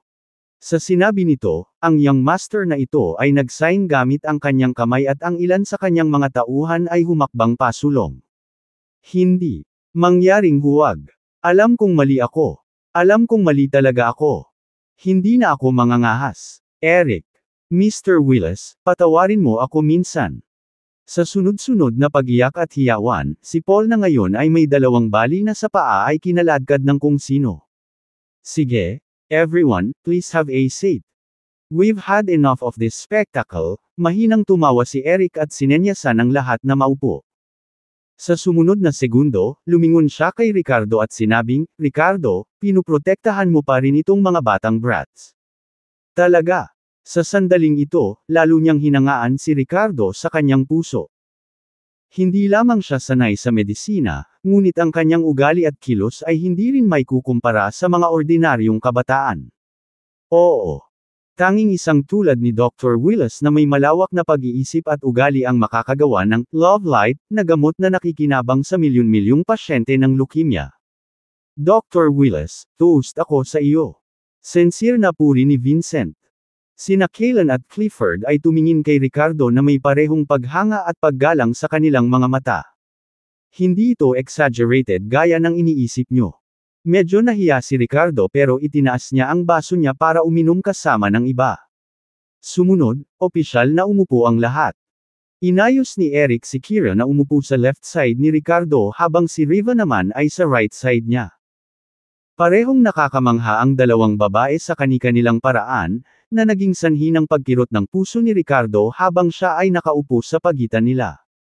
Pinilit niyang huwag masyadong tumingin ngunit ang mabangong amoy ay patuloy na umaagos sa kanyang ilong. Damn! Nagiging mahirap para sa kanya. Sa kabilang banda, Eastview Kindergarten. Nora, andito na si Mommy. Isang nakaistilong at kaakit-akit na babae ang nakatayo sa labas ng gate, sumisigaw. Sino pa kaya ito kundi ang dating asawa ni Ricardo na si Claudia? Isang grupo ng mga bata ang katatapos lang ng kanilang mga aktibidad sa umaga at ngayon ay tumatakbo ng magkakagrupo patungo sa cafeteria sa ilalim ng gabay ng kanilang guro. Nang marinig nila ang boses ni Claudia, biglang tumigil ang isang maliit na figure. Sa sumunod na segundo, nagliwanag sa tuwa ang matingkad na mga mata at tuwang-tuwa siyang tumakbo. Mommy! Mommy, you came to see me. Tumayo ang maliit na si Nora sa may tarangkahan na may masayang mukha na nakatingala sa kanyang ina. Excuse me ma'am, sino po kayo? Lumapit ang guro at tinanong si Claudia. Hello, I'm Nora's mom. I want to take my daughter out for lunch, pwede ba? Nakangiting sabi ni Claudia. Miss, buksan mo ang pinto dali. This is my mom, talbog at udyok ni Nora. Hindi mapagkakamalan ng bata ang kanilang ina, kaya hindi siya pinagdudahan ng guro at pinagbuksan siya ng pinto ng security guard. Dir-diretsyong tumakbo si Nora kay Claudia at hinawakan ang kamay nito. Mommy, bakit mo ako pinuntahan? Makikipag-ayos ka ba kay Daddy? Bagamat alam niyang ayaw na ni Claudia sa kanya o kay Daddy, tuwang-tuwa pa rin si Nora na pinuntahan siya ng kanyang ina. Paano magtatagle ng sama ng loob ang isang bata sa sarili niyang ina? Sa kaibuturan ng puso, ang pinakamalaking hiling ni Nora ay magkaayos na sila nanay at tatay para magkaroon sila ng kumpleto at mainit na pamilya. Kaya tumingin siya kay Claudia na may pag-asa sa kanyang mga mata at nagtanong. Oo, Nora. Pinasundo ka ng papa mo para sabay tayong lumabas para kumain. Okay lang ba? Nang matapos siyang magsalita ay tuwang-tuwa si Nora na pumalakpak sa kanyang mga kamay sabay sabing, oo. Oo. Inilalabas ako ni na mommy at daddy para sa masarap na pagkain. Sa pagtingin sa kanyang inosenteng anak, lamambat saglit ang puso ni Claudia. Gayunpaman, kaagad pagkatapos nito, naisip niya ang tungkol sa $1,000,000 at ang mga kahihinatnan ng pagkakasala ng tigre, kaya pinigilan niya ang lambot na iyon. Ang kanyang walang kwentang ama ay papatayin ng kung sino. Siya ay tunay na hanggal na makipagkasundo sa kanya. Kabanata 70 Hit Over.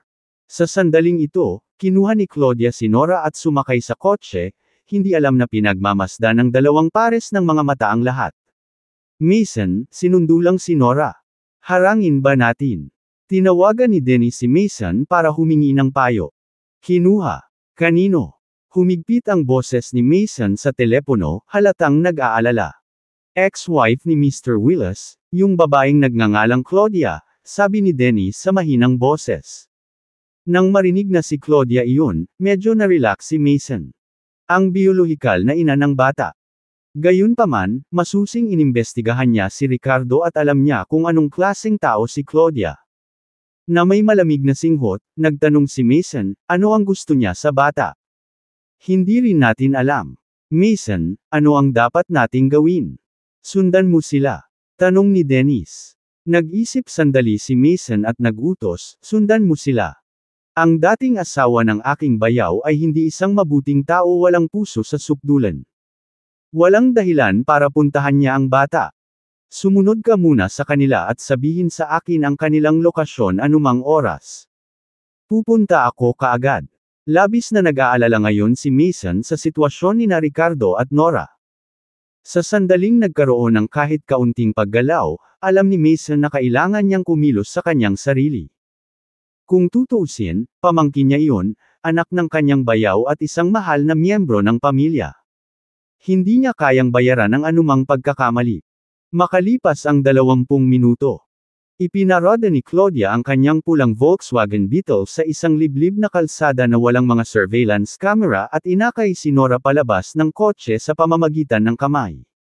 Dito inutusan siya ni Tiger na hintayin siya para, ibigay, niya ang bata sa kanyang mga tauhan. Mommy, saan tayo? Akala ko ba hahanapin natin si Daddy? Nasaan si Daddy? Nag-aalalang tumingin si Nora sa paligid nila. Masyadong tahimik dito. Walang tiyaga, binalik ni Claudia ang kanyang anak, ano ang lahat ng mga tanong na ito? Malapit nang dumating ang iyong ama. Talaga? Bakit kailangan natin siyang makilala dito? Bagamat bata at inosente, hindi tanga si Nora. Nang makita ang tahimik na paligid at medyo nakaramdam ng takot, nagsimulang abutin ng bata si Ricardo. Binigyan siya ni Miranda ng relo sa pagsubaybay sa lokasyon na may built-in na feature sa pagtawag na nagpapahintulot sa kanya na mag-dial ng ilang mga nakapre-program na numero. Claudia, nang mapansin ito, nataranta. Hinawakan niya ang macelan at malambot na pulso ni Nora at pilit na pinunit ang relo sa pagsubaybay sa lokasyon mula rito.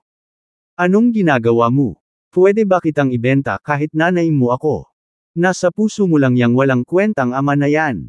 Buti nga hindi kita mahal. Galit na nagmura si Claudia, at lalong naging matigas ang ulo niya. Sa sobrang takot ni Nora ay napasigaw siya ng, wow, at gustong kumawala sa kamay ni Claudia at bumaba ng sasakyan. Daddy, Daddy, manahimik ka. Manahimik ka at kumilos ka. Mahigpit na sinaway ni Claudia si Nora at pilit na hinayla pabalik, naghatid ng 2 sampal sa likuran ni Nora. Lalo pat tinakto niya ng kamay ang bibig ni Nora para pigilan ito sa pag-iyak ng malakas. Palagi siyang nagi-guilty kapag ginagawa ito ngayon. Napatikip ang bibig ng maliit, at tanging pag-ungol at pag-iyak niya ang kanyang ama sa mahinang tunog. Ang malalaking mata ay tumingin kay Claudia, tumutulo ang mga luha na may tunog na plop-plop. Ang naunang Nora ay alam lamang na ang kanyang ina ay iniwan siya at ang kanyang ama, at hindi masyadong nag-aalala sa kanya. At sa sandaling ito, sa unang pagkakataon, bumangon sa kanyang puso ang pagtatakwil at takot kay Claudia. Sa sandaling ito, makikita ang isang Toyota Land Cruiser na nagmamaneho mula sa malayo. Nasa loob ng sasakyan ang 2 lalaking mukhang nagbabantang. Mula sa malayo, nakita nila sina Claudia at Nora na nakatayo sa gilid ng kalsada, at sumilay ang malamig na ngiti sa kanilang mga mukha. Maya-maya lang, tumunog ang telepono ng nasa passenger seat, at magalang niyang sinagot ito, Mr. Webb. Kumusta na? Tanong ni Tiger sa mahinang boses. Dinala na ng babaeng iyon ang bata sa designated location.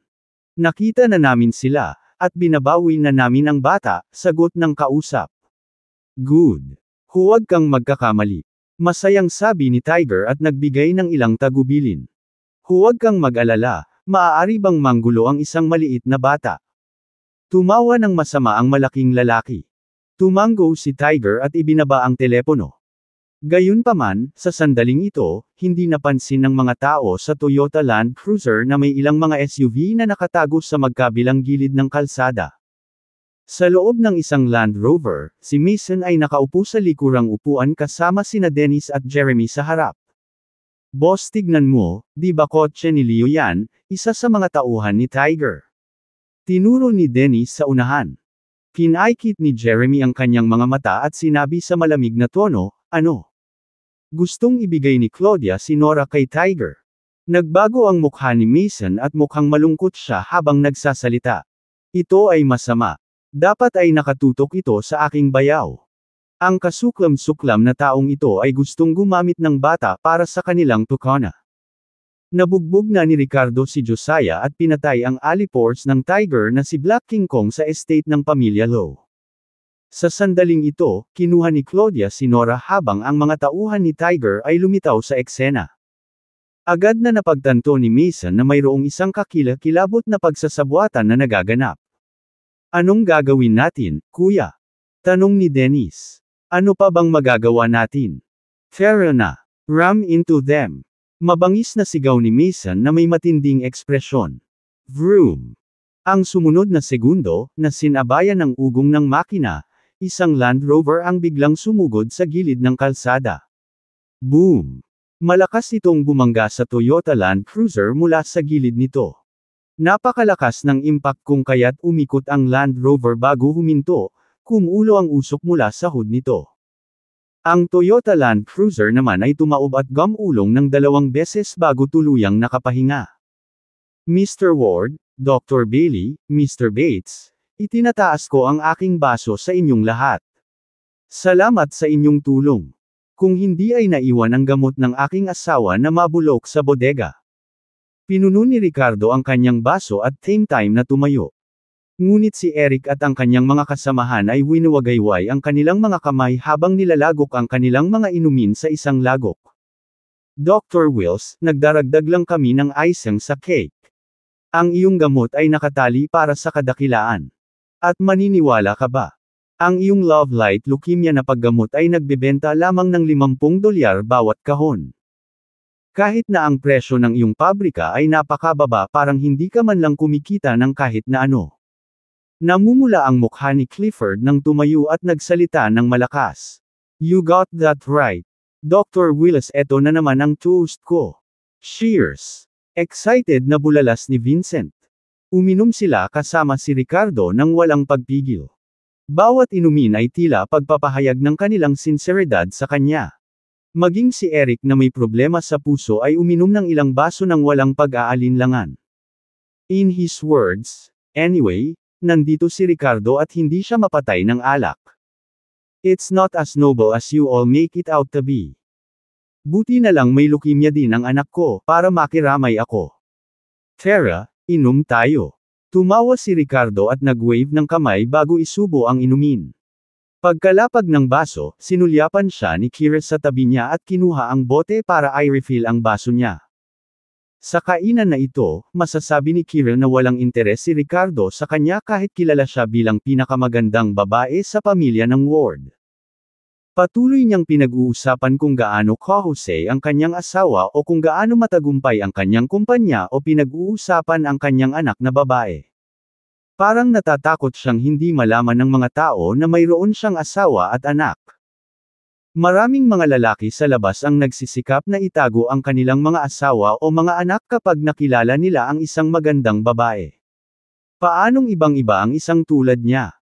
Si Kira noon ay may ilang reserbasyon kay Ricardo, ngunit ngayon ay wala na iyon at sa halip ay nakaramdam siya ng hinanakit. Hindi ba talaga siya kaakit-akit? Mr. Willis, hayaan mo rin akong mag-toast sa iyo. Lumapit si Henry kay Ricardo na may hawak na baso dahil hindi lang ito maaaring si Eric at iba pang matatanda ang kasama niyang umiinom buong magdamag. Panahon na para sa mga kabataan sa kanilang henerasyon na buhayin ang mga bagay-bagay. Cheers! Humalaklak si Ricardo. Gayunpaman, nang itataas na niya ang kanyang baso, isang serye ng mga kagyat na pagring ng telepono ang sumabad sa sandaling iyon. Kinaweya ni Henry ang kanyang kamay at sinabing, Mr. Willis, mangyaring tawagan ang tawag. Ricardo made an apologetic gesture and answered the unfamiliar number. Who's this? Wills, hulaan mo ba kung sino ako? Isang malamig na boses ang nanggaling sa kabilang dulo.